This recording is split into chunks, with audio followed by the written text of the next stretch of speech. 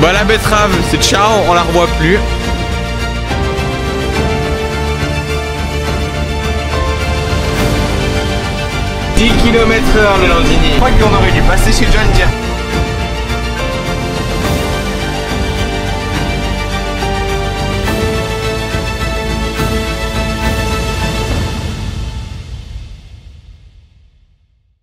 Bonjour à tous, bienvenue dans cette nouvelle vidéo, j'espère que vous allez bien. Au programme de celle-ci, semis de betterave, azote sur les blés, lisier et broyage des refus des vaches. Avant de commencer, je tenais vraiment à vous remercier pour ma dernière vidéo qui vous a beaucoup plu, qui était sur le tour de ferme. J'ai pu voir que vous préférez un petit peu les vidéos au format long, donc je vais essayer de vous en faire plus souvent. Et pour commencer cette vidéo, je vais vous mettre quelques plans du semis de betterave. Je vous reprendrai par la suite pour vous expliquer quoi qui, quoi comment. Enfin bref, bonne vidéo.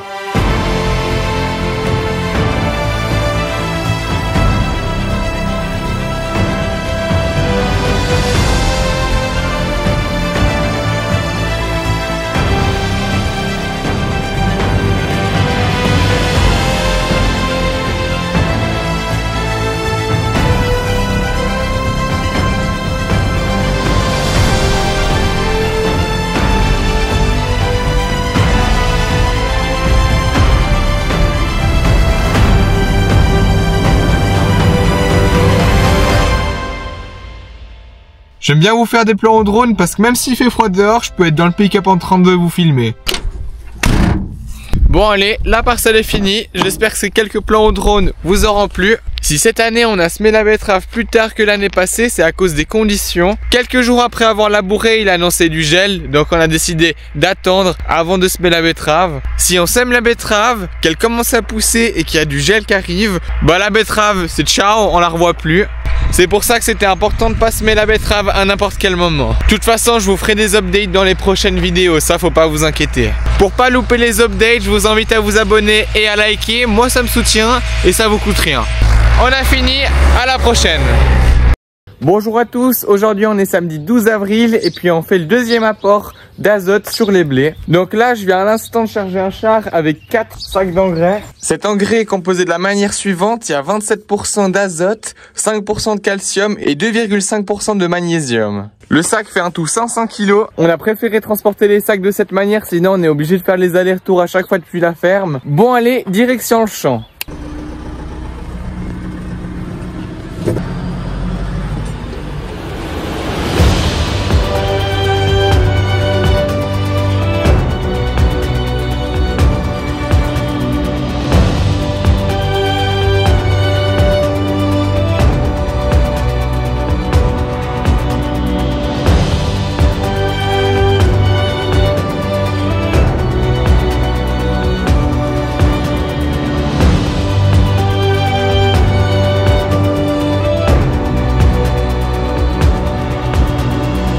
Voilà, je vous prends pour vous emmener un petit peu voir le blé, ce que ça donne. Là, je suis dans la parcelle de 10 hectares. Et puis si on regarde, le blé est pas mal clair. S'il avait assez d'azote, il serait plus foncé que ça. D'ailleurs, je sais pas si chez vous c'est la même chose, mais nous, le sol est sec.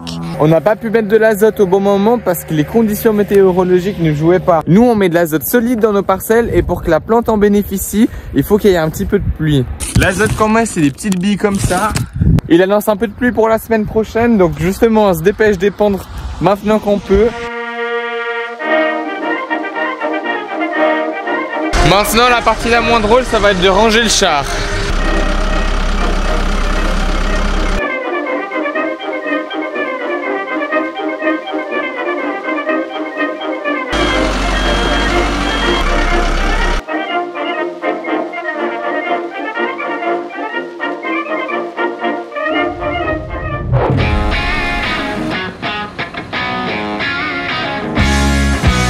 Bonjour à tous, bienvenue dans cette nouvelle vidéo.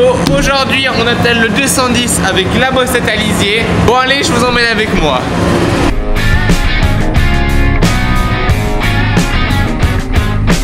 Juste à côté on a notre champ de colza. Et là le Landini, 15 km/h. Bon, faut dire que ça coûte beaucoup mais il a de la peine. Avec déjà 10 tonnes de lisier. Et puis je pense que la bossette elle fait 5 tonnes aux alentours. Par là à vide. Regardez, 10 km/h le Landini. Aïe aïe aïe, mais ça va plus hein. Je crois qu'on aurait dû passer chez John Deere plutôt.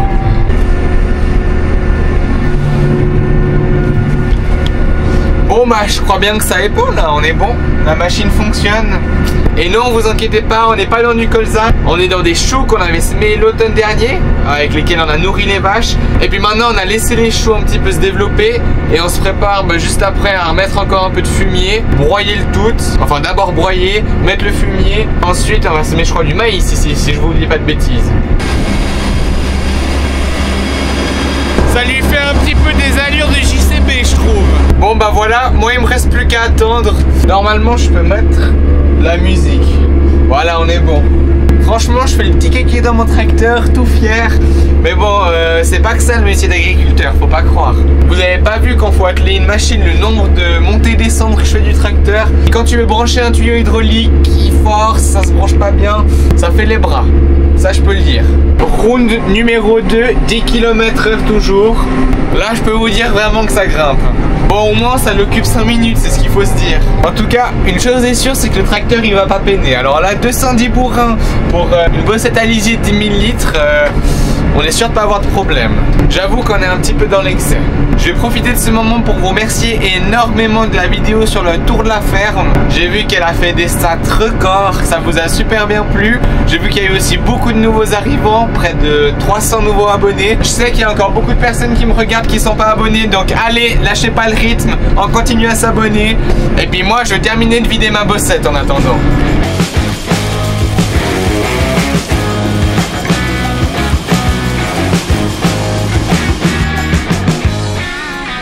J'ai préféré donner juste un petit coup de jet au tracteur un peu en gros pour pas que ça le fasse mouiller. Parce que si je laisse les pétales comme ça, les pétales qui sont humides sur le tracteur, j'ai pas trop envie que ça l'abîme. Ce que je vais faire pour avoir un petit peu plus de place, je vais rentrer le McCormick juste ici, au fond de l'hangar. Et après, je vais mettre le 210 à ma place où je suis actuellement. C'est pas ce que vous croyez, vous inquiétez pas, ça dépasse pas. C'est en règle. Bon allez, la bise commence à venir. Là, je vais me rentrer, donc à la prochaine.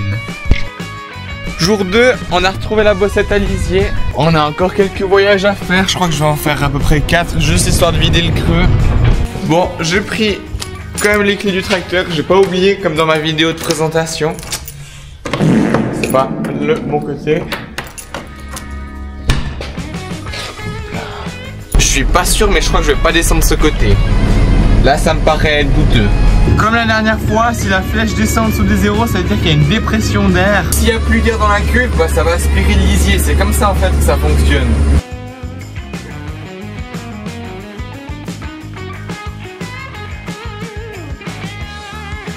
Les choux arrivent presque à hauteur du tracteur.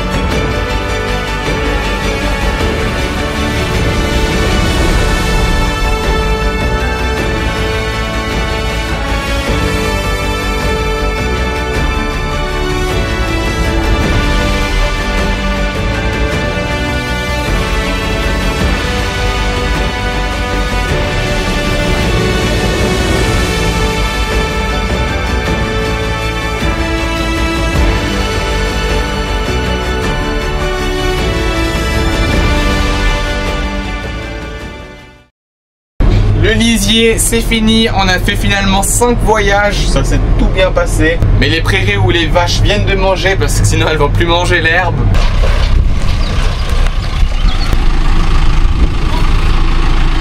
Stop! Oui. Oh. Ah mais ça c'est une chute. La chute que j'ai faite. Mais qu'est-ce qui s'est passé?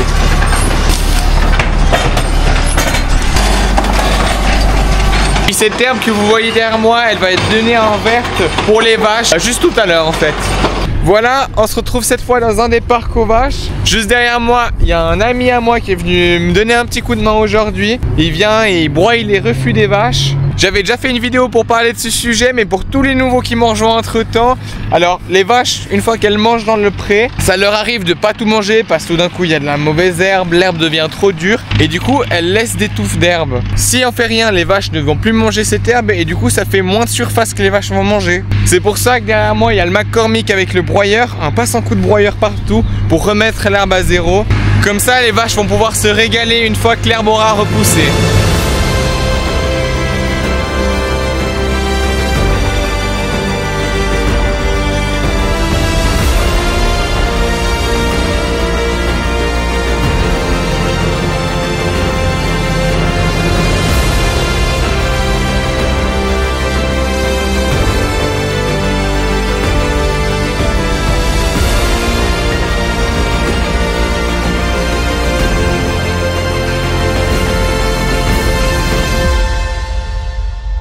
Merci d'avoir regardé cette vidéo et j'espère qu'elle vous aura plu. Si c'est le cas, le like, l'abonnement.